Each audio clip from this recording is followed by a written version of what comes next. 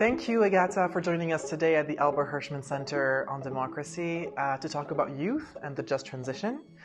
You are president of Generation Climate Europe. You're on the OECD Youth Advisory Board. So you're very well placed to talk about this important theme. As you may know, we are currently working on a research project here at the center on the connection between youth protest, especially on climate and labor, and democratic innovations at the city level.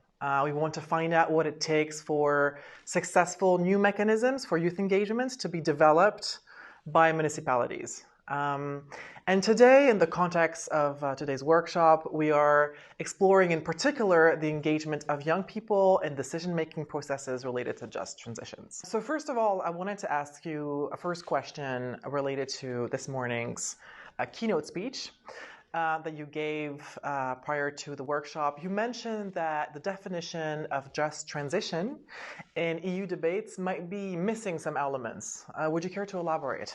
Yeah, sure. Well, first of all, thank you so much for having me here. It's been really amazing to hear all the different stakeholders talk about just transition today, and particularly focusing on young people. Yeah, as I mentioned, the importance of just transition has been increasing significantly over the past years at the EU level, and we see that also in a number of different initiatives that have been put forward. From just transition mechanism to a number of different policies out there.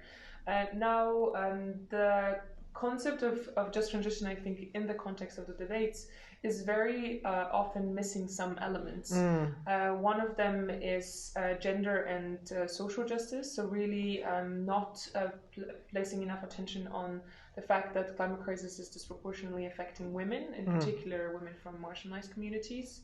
Not addressing the bigger economic questions around our economic system, overconsumption, overproduction of natural resources, what it means for justice and how it affects also a number of different communities, not only in Europe, but also in the global south. And finally, also intergenerational justice. This is at the center of today's conversations, and also very, very important. We have seen increasing political attention being given to the role of young people, but the impact on young people and future generations, I think, is still missing and must be really elaborated more to ensure that this really is a just transition for all generations. Thank you. That's really interesting. And sort of speaking of youth, their engagement in just transition decision-making processes in Europe, across European countries, can sometimes be, as you described this morning, perhaps a bit underwhelming. Why do you think that is?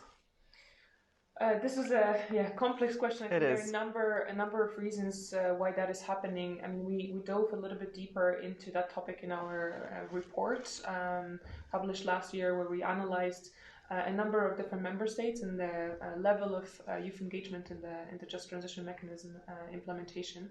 But I think there's a couple of reasons. Number one is, and we've seen it also in the analysis, is that often still decision makers do not recognize the importance of including the voices of young people and the role that they have in these discussions, in these processes.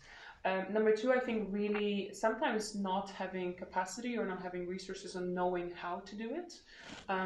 The conversation about what is meaningful youth engagement has been developing across different platforms and forums, but that doesn't mean that we have one specific solution for all. So this is also really about finding the right mechanism depending on the context. And I think finally also, and that's something we've noticed at different levels, is very often decision makers can't actually identify a lot of youth actors. They might know maybe one main organization, or they have heard of a climate movement, but they cannot necessarily understand the difference between a climate movement and a climate youth organization, for example, or they haven't been exposed to a number of different youth networks that are active on different issues, a number of different also young activists that are engaged, as you know, across different countries on climate and environmental issues. So there are a number of barriers there that I think are really important when we talk about youth engagement and how we can move forward. Thank you. That was exactly the purpose of my question. It was very helpful. So now, should we imagine democratic innovations that engage the youth on the just transition? What would the criteria be for those to be truly meaningful? What would sort of an ideal democratic innovation look like for the youth? Yeah, I think, again, a very important question. I think, there are a number of things that need to happen for an engagement to be meaningful. Number one, it has to be regular. It cannot just be a one-time event, a one-time meeting.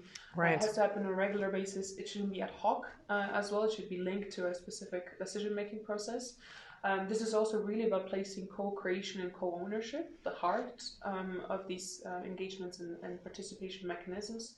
Seeing really youth actors, and that includes both young people and youth organizations, as equal partners in delivering a certain objective or a certain project. And understanding that, at the core of this is collaboration. There are different elements that different actors can bring into that. What's more, I think also important to mention is that the engagement needs to happen throughout the whole decision-making process. It's not just at the policy formulation stage. I see. It's not just at the end, which very often happens. We also saw that in the report that we had a final version of a policy, final proposal, and only then young people were consulted. Which in practice, the inputs from young people cannot really change anything anymore, and they are in a way treated a bit as an afterthought in the process, as opposed to seeing them really from the beginning as those equal stakeholders. And that also links to another element which is extremely important, is a follow-up mechanism. Very often we see young people being invited, youth organizations being invited to great events with great communications campaign around it, with a very important topic, with even sometimes quite diverse participants. And a lot of people put energy and passion and determination to really put great ideas forward. And then we don't know what happens with them. We don't know if they've been implemented or not. If they haven't, why not? Absolutely. And that's really important, knowing what happens with your input and making sure that this is actually a meaningful process and it actually serves a purpose. Again, linked to what's going on in policy. Thank you very much. And perhaps to conclude, what could we think of in terms of next steps that would enable these types of democratic innovations with all of these criteria that you've just mentioned to happen? There are a couple of things that come to my mind that I think are really important. We need to make sure that we offer trainings, not only to young people, but also to decision makers on how to engage young people, how to engage youth organizations. What does it mean that these processes are meaningful? And this knowledge is, and this is irrespective of the level of governance at which you're active. This knowledge is very dispersed, is sometimes even not there. So I think that's really important. Thinking about capacity building, not only in terms of young people, but also in terms of decision makers. Thinking also about a legal recognition of the rights of young people and future generations. There are a number of countries where that's been happening, but it's a very slow process, and it is often associated with strong lobbying forces from different sides. And I think also what's really important is providing resources for youth organizations, for young people to get involved. A lot of the times, youth organizations have extremely limited resources, operate on a voluntary basis, are sometimes spread across different countries, and don't necessarily have the same amount of resources as a private company would have, or any other organization active on the topic. So making sure that youth organizations and young people have resources to get involved and are supported in this process, it's really not only in the interest of the youth civil society, it's in the interest of everyone. It's really making sure that those different voices are involved in the process and have that opportunity to meaningfully engage. Thank you very much, Agata. That was a very helpful synthesis of what meaningful youth engagement could look like. Thank you for agreeing to this interview. Thank you for joining us today, and thank you for all the work that you do in this field. Thank you so much for having me.